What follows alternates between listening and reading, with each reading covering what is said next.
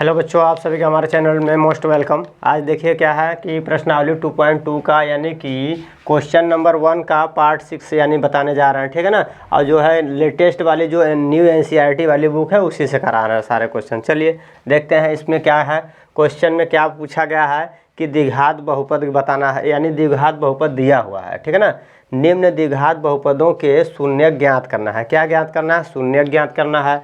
और शून्यकों तथा गुणांकों में जो संबंध है उस संबंध की सत्यता की जांच करना है, ठीक है ना। पहले आप लोग क्या निकालेंगे? पहले आपको निकालना है शून्यक निकालना है। शून्यक निकालेंगे, फिर गुणांक निकालेंगे, और शून्यक और गुणांक में फिर क्या संबंध है वो बताना है, ठीक है ना। तो चलिए देखते हैं इसको हल करेंगे।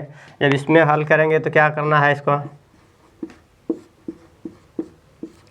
तो यहाँ से पहले हम गुणांक निकाल लेते हैं। गुणांक देखिए गुणांक कैसे निकाला जाता है। इसमें क्या है, गुणांक निकालेंगे तो एक्स स्क्वायर का गुणांक, एक्स स्क्वायर का गुणांक निकालेंगे।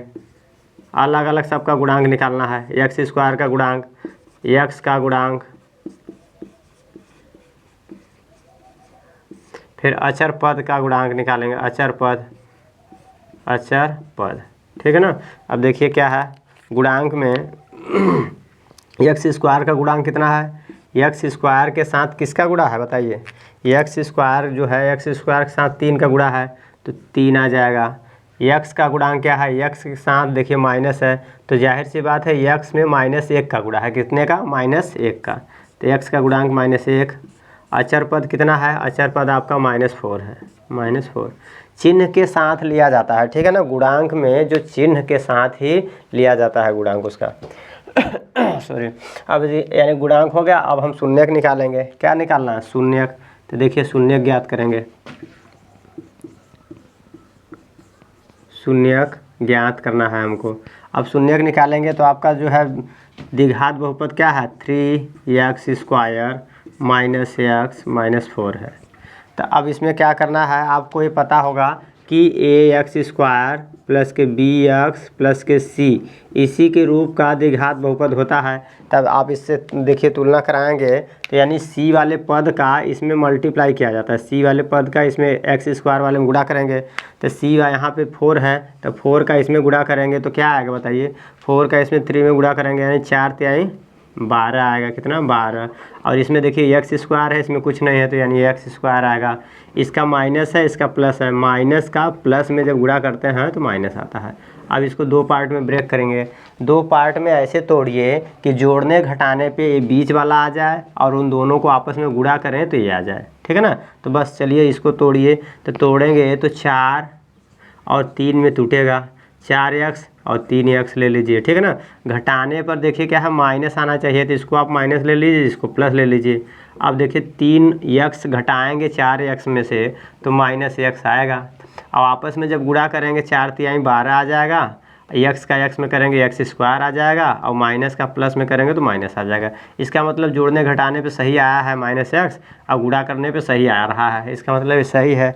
अब क्या करेंगे, चलिए तब देखते हैं इसको। तो 3x स्क्वायर, ठीक है ना, और इसके बाद प्लस के 3x ले लीजिए और माइनस के 4x माइनस के 4। अब आप कहेंगे कि यहाँ पहले आपने -4x + 3 लिया है, यहाँ पे आपने चेंज कर दिया, तो कोई दिक्कत नहीं है। 3 में आप -2 करेंगे तो आपका आंसर 1 आएगा। अगर -2 और +3 करेंगे तो आंसर बदल जाएगा क्या? आंसर तो वही आएगा ना, आपका 1 ही आएगा, ठीक है ना। तो बस इसलिए हमने बता दिया, ठीक है ना। अब देखिए आगे।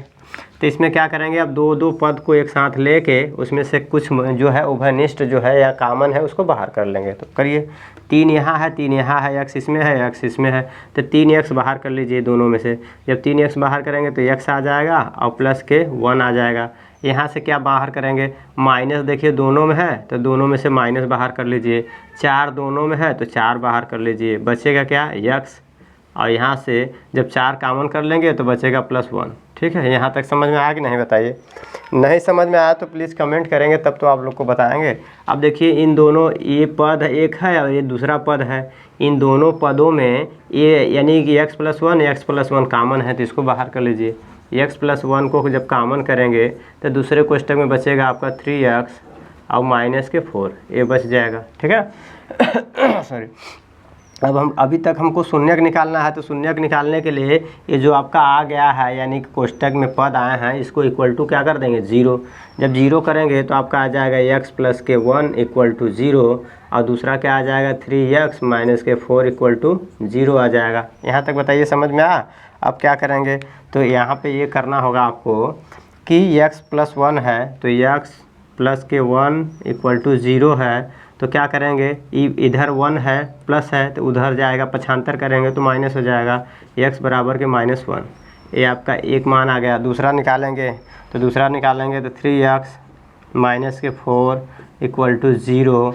अब क्या है 4 इधर माइनस है उस साइड जाएगा तो पक्षांतर करने पे प्लस हो जाता है, पता है आपको, आप लोग तो जानते ही होंगे। यानी कि इधर माइनस है तो उधर जाएगा प्लस, अगर इधर प्लस है उधर जाएगा तो माइनस, चिन्ह बदल जाता है, पक्षांतर करने पे चिन्ह बदल जाता है। तो -4 है इधर जाएगा तो +4 हो जाएगा। x बराबर के 4/3 ये आपका दूसरा मान निकल गया, ठीक है ना। अब देखिए अब इसको आप अल्फ़ा मान लीजिए, क्या मान लेंगे अल्फ़ा, और इसको क्या मान लीजिए, इसको आप बीटा मान लीजिए, ठीक है ना। अब यहाँ से हमको निकालना है, अब क्या निकालेंगे, अब हमको देखिए हमने निकाल लिया, क्या क्या निकाल लिया, हमने निकाल लिया गुणांक निकाल लिया, शून्यक निकाल लिया, ठीक है ना। ये गुणांक है और ये आपके दोनों शून्यक हैं।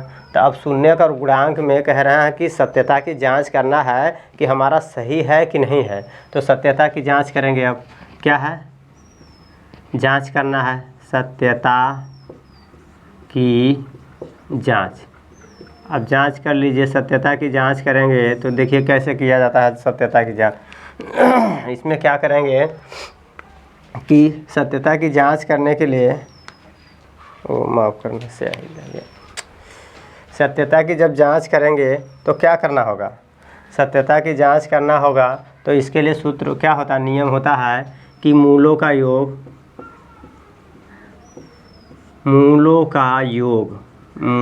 योग बराबर के माइनस x के पद में है, किसके पद में है, x के पद में है, तो x का गुणांक, किसका गुणांक, x का गुणांक हो जाएगा बटे x स्क्वायर का गुणांक। यहाँ तक आपका हो जाएगा, ठीक है ना। अब देखिए इसको क्या करेंगे, मूलों का योग कितना है अल्फ़ा प्लस के beta equal to minus x का गुणांक कितना है, x का गुणांक आपका है -1 है अपान x स्क्वायर का गुणांक कितना है 3 है। अल्फ़ा प्लस बीटा का मान है, अल्फ़ा का मान कितना है, अल्फ़ा का मान -1 है, -1 और बीटा का मान क्या है +4/3 ये है इक्वल टू इधर माइनस, ये माइनस क्या हो जाएगा +1/3। अब इसको हल करिए, देखिए ये भी 1/3 आता है, इधर तो दाहिने साइड में 1/3 आ गया, इधर देखेंगे 1/3 आता है कि नहीं, तो गुणा करिए तो इसके बटे 1 हो जाएगा, 3 एकम 3 -3 और प्लस के 1 चौके 4 बटे 3 एकम 3, 4 में से 3 जाएगा, 1/3 इधर भी आया है और 1/3 इधर भी है, यानी हमने यहाँ से सिद्ध हो गया, ठीक है ना।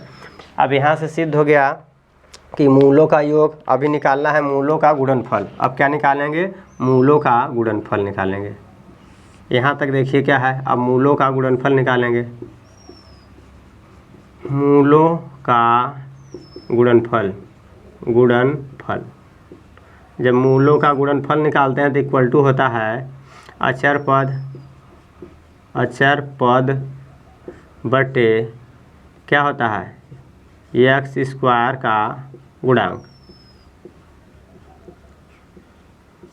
तो बस यहाँ से करिए, देखिए क्या आ जाएगा, मूलों का गुणनफल यानी अल्फ़ा इंटू बीटा बराबर के अचर पद कितना है, अचर पद आपका है -4 है और x स्क्वायर का मान कितना है, x स्क्वायर का गुणांक 3 है, ठीक है। अब देखिए यहाँ पे यानी कि अल्फ़ा का मान क्या है -1 है इंटू बीटा का मान क्या है 4/3 है और इधर क्या है -4/3 आया है पहले से, तो -1 का जब 4 में गुणा करेंगे तो -4/3 इक्वल टू ये पहले से 4/3 आपका आंसर आया था। तो बस यहाँ से सत्यता की जांच हो गया, ठीक है ना। एक देखिए हमने यहाँ पे सिद्ध कर दिया, अब मूलों का योग और ये मूलों का गुणनफल, बस हो गया, ठीक है ना, इस तरह से। और इसके बाद अगर वीडियो आप लोग को अच्छा लगा हो तो प्लीज़ चैनल को लाइक शेयर एंड सब्सक्राइब कीजिएगा, दोस्त यार मित्र जो हैं उनको सभी को बताइए और इसके बाद वीडियो में लास्ट तक बने रहने के लिए थैंक यू।